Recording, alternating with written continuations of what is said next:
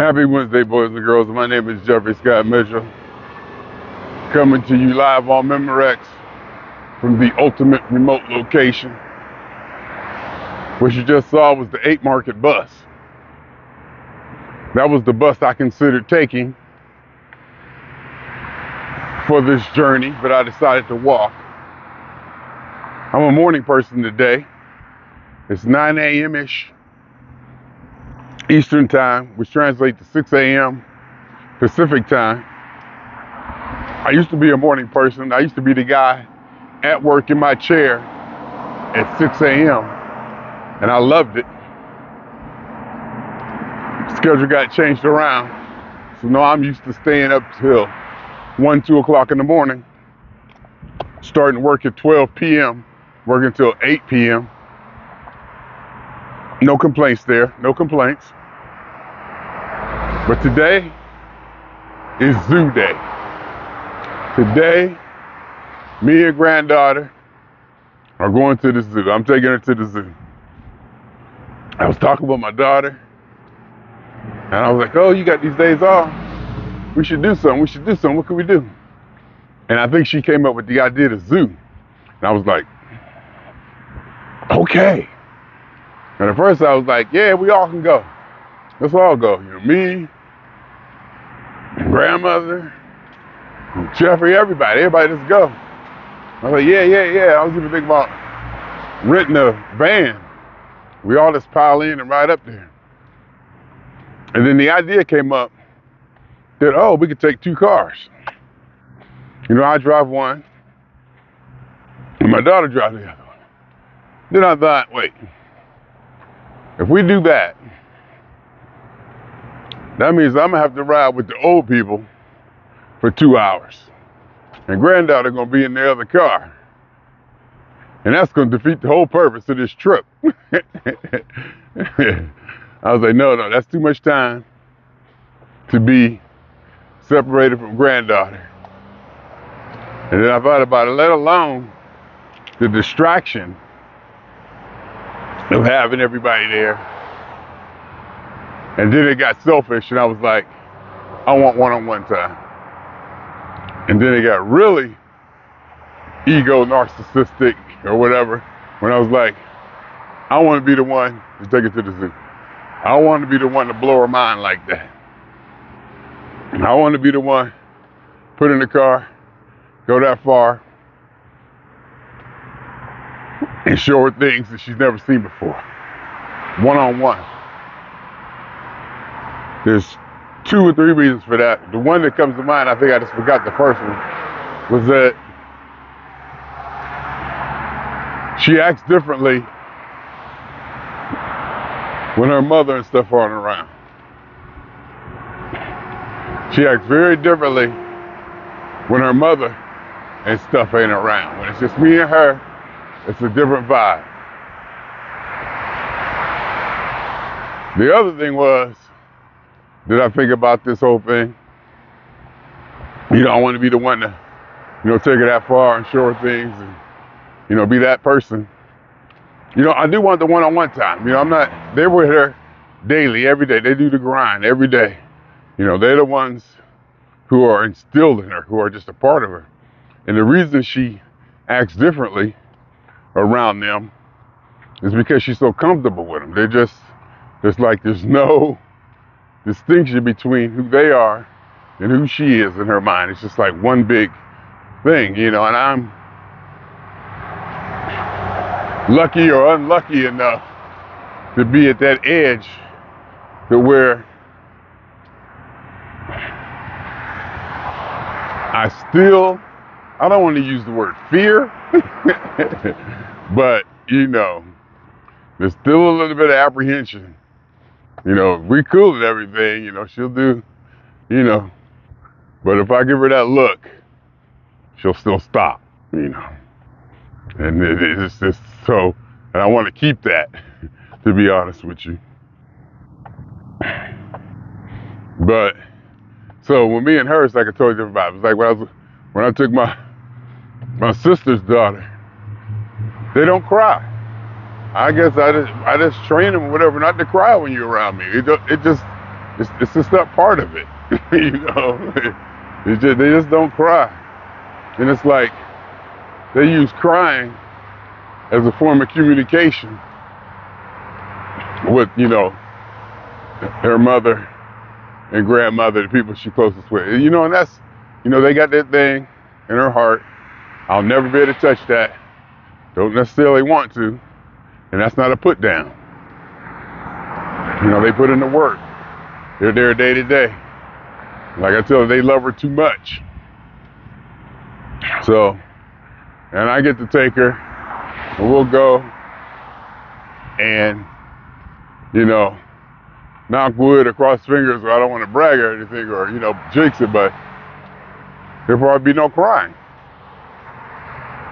The worst I'll get is a and a point.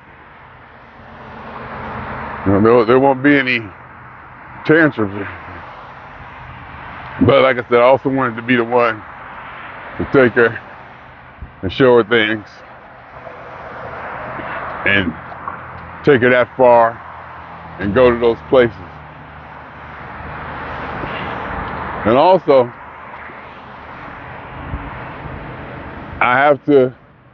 I'm kind of proud of the fact, and I'm very aware that those people I just talked about, her mother and her grandmother, allow me to take their most precious beam of light, the reason for their universe, so far away.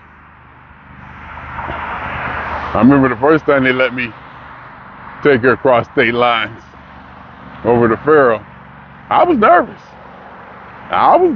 Yeah, I ain't gonna lie. I mean, I wasn't overwhelmed or anything, but I was nervous, and I'm not used to being nervous. I had cargo, I had precious cargo. So now we're gonna jump in the car and drive 60 miles away, which may or may not be far for her. You know, you know, everything is localized here. So we're gonna go someplace. You know, I wanted to be the one to show her Santa Monica Pier before she could even do anything. The only thing, at least she could see the lights on the Ferris wheel at night.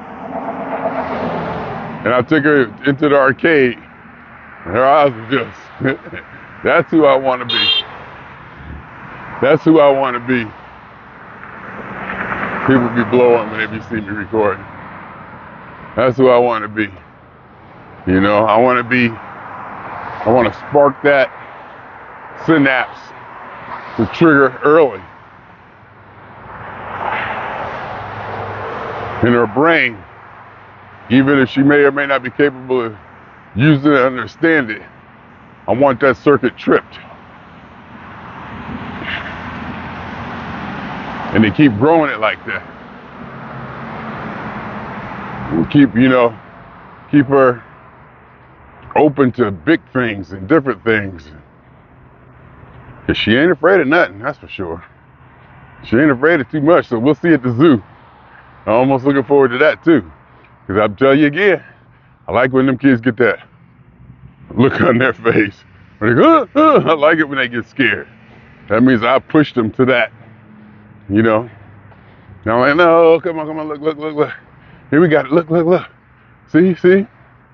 Yeah, see? And they get used to, like, when I was using the drill to put together her climbing thing I got her. Cause she liked to climb, so I got her this wooden, actually like, climbing thing. It's like it looked kind of dangerous, actually. I mean, it's not easy.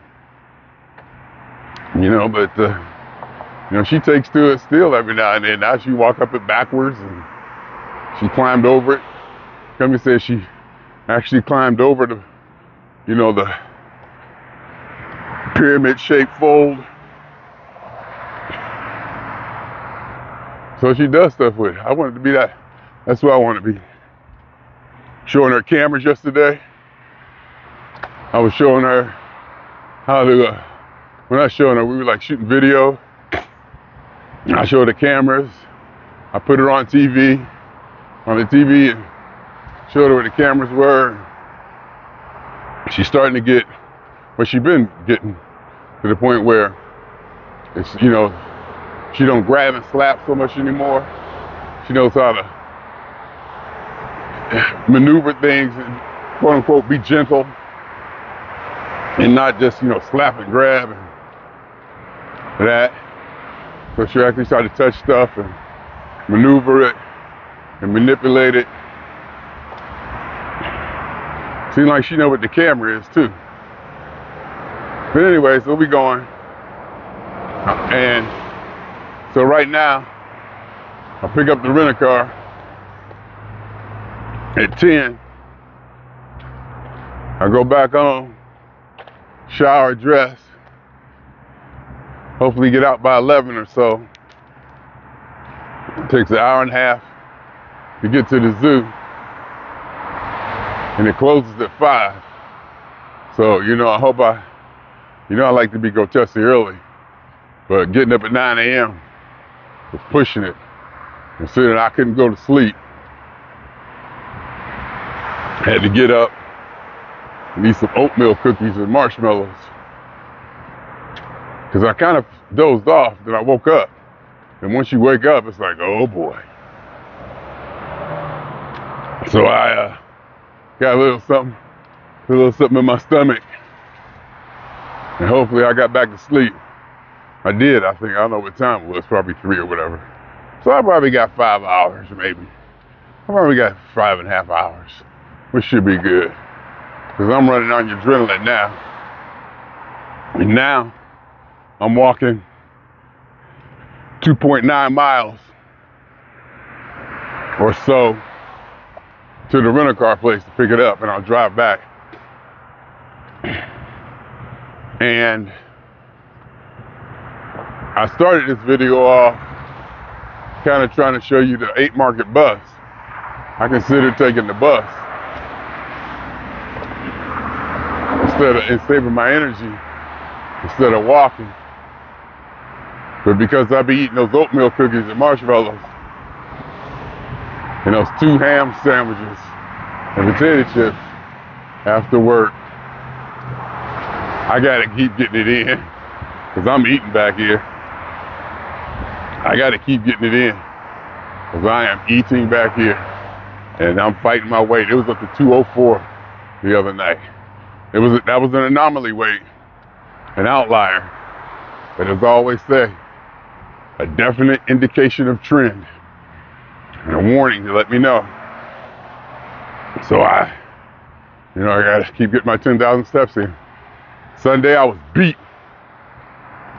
Slept all day, ate, I was just beat. But I woke up about 9:30. Forced myself to get them 10,000 steps in. If nothing, just to keep the streak going. So I did it on the glider. I can spit now. My teeth are better, my lip is better, I can spit. The glider in the basement and walking in circles in the basement, I got my 10,000 in before midnight. And of course, stayed up till 3, 4 in the morning. But to keep the streak going, at least keep the streak going. It may have helped calorie-wise too. It probably helped me physiologically or whatever, psychologically, physiologically. It probably helped my metabolism to keep it going, you know.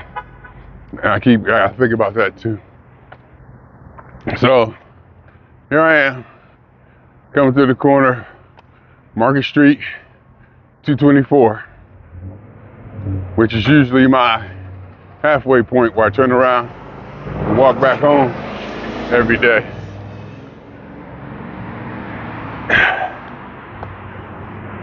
Before work, my usual route, I don't even have to put the timer on. I just walk from Jimmy's house to 224, turn around and walk back. Then of course I walk my 15 minutes doing work, my 15-minute breaks and my 30-minute lunch. I'm just not used to sitting doing nothing. I'm really not used to sitting doing anything. I don't like it, in fact. Yesterday I had dev time, development time. It's an hour. And between you and me, I really don't have to do nothing during that time. And I don't like it. I don't like it. I like having that time filled with something to do. Here we are, 224 in Market, doing what we do.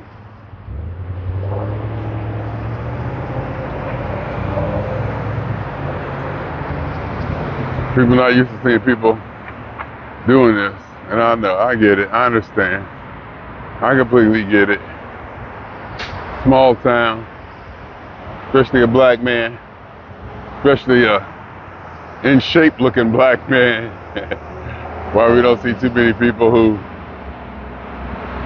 in my weight class, my height and weight class here.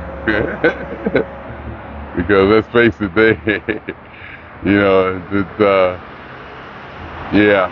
winter times and the food back here get to you. The weight piles up. It piles up, so.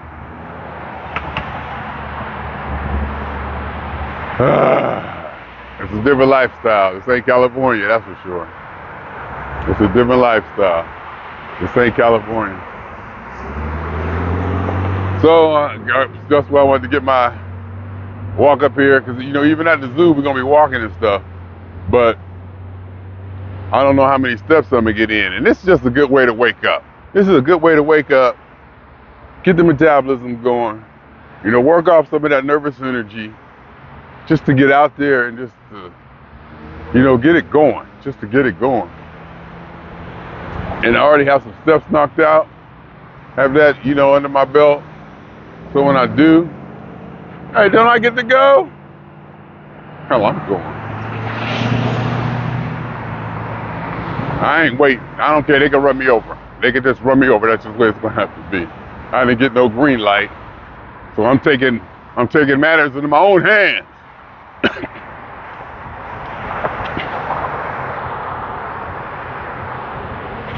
Still didn't turn. I hit the button twice. But anyhow, here we are in Boardman, Ohio. Boardman used to be not bougie, but for the white people. That's the way we always looked at it. And I wouldn't say rich. It is kind of rich. Rich wasn't the thing. It was just where we come out here where the white people were. They built the mall. We come to the mall. And back here, when we say white people, black people, regardless of how we may feel about it, it's so commonplace that we don't really mean anything by it. Even though we cut distinct racial differences, and we may talk in a, not hateful, but a detrimental way towards the other race, it's not that deep, I don't think. It's just something we do. It's just part of it. And it's not personal or whatever. I don't know. It's just part of the fabric. It's just part of the fabric of the culture back here. We don't mean nothing by it. You don't mean nothing by it by talking about hunkies and niggers, and honkies. It's just, hey.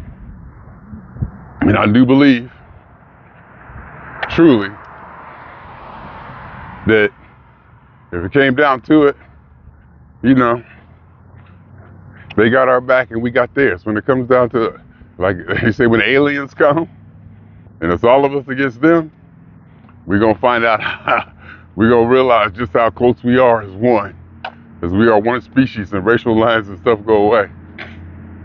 And I believe that too, about the racial tensions back here. It's like you get to know them, even though you talking shit about them. And you may or may not feel this way, but some people, I think that some people really do have serious issue with race, racial differences, other races, and probably justifiably so, whatever justifiably means. Because everybody didn't have the experience I have. And some people really have some deep experiences that, are going to leave a long-lasting effect. Not sure why I went down that street, because it's zoo day, damn it. It's zoo day, and me and Granddaughter gonna do it. Of course, I'm gonna keep y'all posted. Of course, I tried to hook the cameras up on the stroller. Of course, I got everybody alerted. I'm ready. Get to this Hertz, get the car, get back home, get dressed. As soon as I get off of here, I'm gonna check maps and see how long it's gonna take. Because you gotta check the,